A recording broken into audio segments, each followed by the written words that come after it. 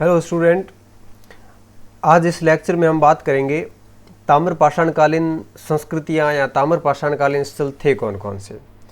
पिछले लेक्चर में हमने बात की थी कि ताम्र पाषाण काल कहते किसे हैं, मनुष्य ने कौन कौन सी धातुएं किस किस काल में यूज़ करी, मनुष्य ने सबसे पहले क्या उपयोग में लाया, उसके बाद में क्या लाया, उसके बाद में क्या लाया। लेक्चर नंबर 9 में हमने ये सारी चीज़ें क्लियर कर ली थी। आज लेक्चर नंबर 10, इसमें हम बात करेंगे कि भारत में ताम्र पाषाणकालीन सभ्यता के या इस पूरे काल के मुख्य स्थान कौन कौन से हैं। तो अगर मुख्य स्थानों की बात करें तो सबसे पहला नंबर जो आता है वो आता है आहड़ संस्कृति का। इसे हम बनास संस्कृति भी कहते हैं। चूँकि बनास नदी के किनारे प्राप्त हुई है इसलिए इसे अपन बनास संस्कृति कहते हैं। इसमें आहड़ के अलावा गिलुंड भी शामिल हो जाता है, बालाथल भी शामिल हो जाता है। पश्चिमी राजस्थान में स्थित ये सारे क्षेत्र ताम्र पाषाणकालीन संस्कृति के प्रमुख क्षेत्र हैं। इन तीनों में से आहड़ सभ्यता या आहड़ क्षेत्र जो है वो सबसे महत्वपूर्ण क्षेत्र माना गया है। अगर मैं आहड़ की बात करूं तो वर्ष 1954 में अक्षय कीर्ति व्यास व्यास ने इस पूरे आहड़ क्षेत्र की खुदाई करी थी। यहाँ से जल निकासी की व्यवस्थित प्रणाली मिलती है। इस आधार पर हम कहते हैं, और कुछ ऐसे उपकरण भी मिलते हैं जिस आधार पर हम कहते हैं कि यह निश्चित रूप से हड़प्पा काल के समकालीन रही होगी। इसके अलावा यहाँ पर कई प्रकार के चक्रकूप भी मिले हैं हमें। यहाँ पत्थरों से बने मकान मिले हैं, जबकि हड़प्पा सभ्यता में अधिकांश मकान ईंटों से बने हुए हैं। इसलिए हम कहते हैं कि ये हड़प्पा के समकालीन होते हुए भी हड़प्पा सभ्यता का स्थान नहीं था। यहाँ से तांबे की बड़ी मात्रा में उपकरण और पिंड प्राप्त हुए। ऐसा माना जाता है कि हड़प्पा सभ्यता के विभिन्न स्थानों पर तांबा यहीं से सप्लाई होता था। आज भी अगर अपन बात करें उदयपुर साइड, उस साइड में आज भी तांबे की बहुत सारी खानें हैं। तो यहाँ से बहुतायत में तांबे के उपकरण प्राप्त हुए। इसलिए आहड़ को ताम्रवती, ताम्बवती और ताम्र नगरी जैसे नाम भी दिए जाते हैं। कई ऐसे प्रमाण हैं जिसके आधार पर हम कहते हैं कि आहड़ हड़प्पा सभ्यता के समकालीन तो था लेकिन हड़प्पा सभ्यता का स्थान नहीं था। जैसे हड़प्पा सभ्यता में यूं कहिए कि ईंटों से मिली हुई मकान मिले हैं या निर्माण सामग्री मिली, जबकि यहाँ पत्थर मिले हैं। हड़प्पा काल के विभिन्न स्थानों को तांबे की आपूर्ति आहड़ से होती थी। इसलिए कहते हैं कि आहड़ समकालीन जरूर था लेकिन हड़प्पा सभ्यता का स्थान नहीं था। आहड़ के अंदर कपड़ों के रंगाई छपाई का काम भी होता था। यहाँ से कई हमें ठप्पे प्राप्त हुए हैं। तो बहुत सारी ऐसी चीज़ें हैं जो मतलब हमें इस आहड़ सभ्यता से प्राप्त होती है। इस आधार पर हम कहते हैं कि आहड़ इस पूरी सभ्यता की एक प्रमुख केंद्र था। आहड़ के साथ में गिलुंड का भी नाम आता है और बालाथल का भी नाम आता है।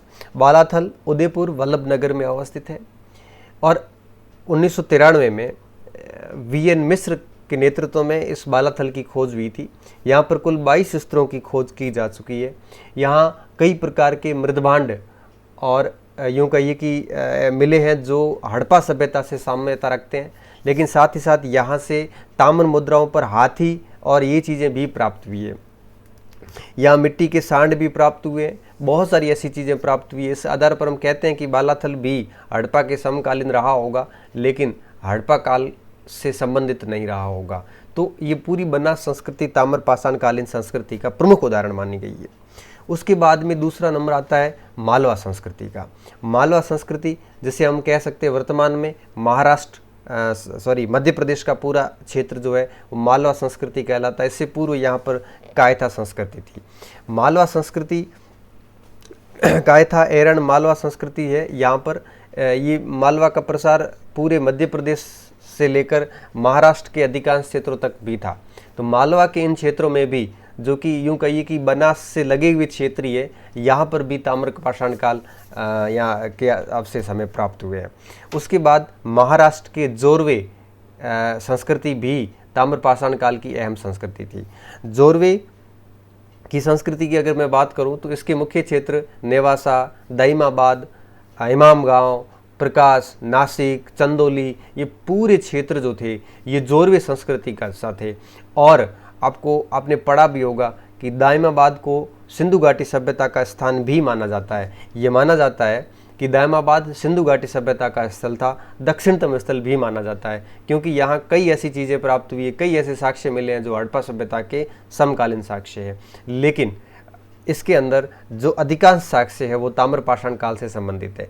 इसलिए कहा जाता है कि ये समकालीन ज़रूर था, लेकिन हड़प्पा सभ्यता का स्थान नहीं मानते इसको।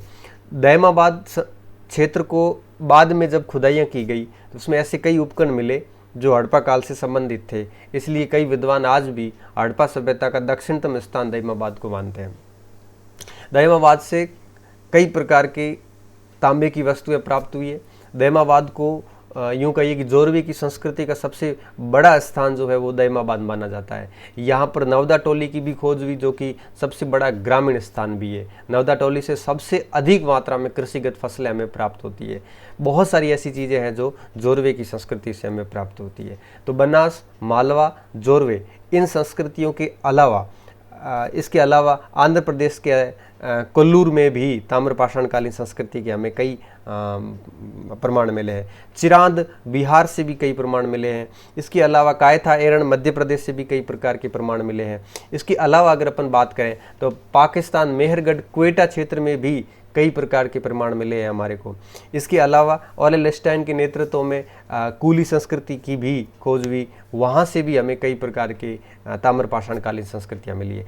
झूकर जाकर हो, चाहे जॉब संस्कृति हो, पाकिस्तान के अंदर भी बहुत सारी ऐसी संस्कृतियाँ प्राप्त हुई है जिनका सीधा संबंध इस ताम्रपाषाण काल से है। तो मित्रों, स्टूडेंट्स, प्रश्न क्या आ सकता है कि ताम्रपाषाणकालीन संस्कृति किसे कहते हैं और इसका प्रसार कहाँ कहाँ पे था। तो ये 2 टाइप के प्रश्न हमारे प्रिपेयर हो गए। अगले लेक्चर में मैं बात करूँगा कि ताम्रपाषाणकालीन संस्कृति की विशेषताएं क्या होगी। उस विशेषताओं के बारे में भी आप एक नोट बना लेना, वहाँ से भी एक छोटा सा प्रश्न बनने की पूरी गुंजाइश रहती है। बहुत बहुत धन्यवाद।